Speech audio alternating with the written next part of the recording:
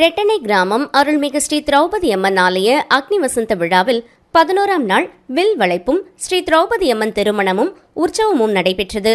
விழுப்புரம் மாவட்டம் திண்டிவனம் வட்டம் ரெட்டனை கிராமம் அருள்மிகு ஸ்ரீ திரௌபதி அம்மன் ஆலய அக்னி வசந்த விழா என்னும் தீமிதி திருவிழாவை முன்னிட்டு சிறப்பு அலங்காரத்தில் பக்தர்களுக்கு காட்சியளித்த மூலவர் ஸ்ரீ திரௌபதி அம்மனுக்கு கற்பூர ஆரத்தி காண்பிக்கப்பட்டது.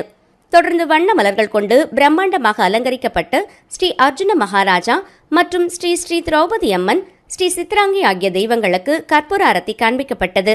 தொடர்ந்து கோவில் உட்பிரகாரம் வலம் வந்து மின் விளக்குகளால் வழங்கப்பட்ட வாகனத்தில் பக்தர்களுக்கு காட்சியளித்தனர். தொடர்ந்து இரவு வீதி உலா நடைபெற்றது.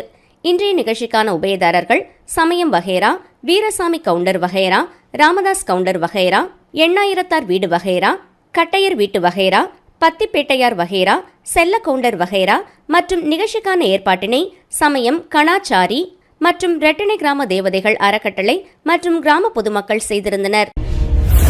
நீங்கள் இணைந்திருப்பது பிரிட்டன் தமிழ் பக்தி.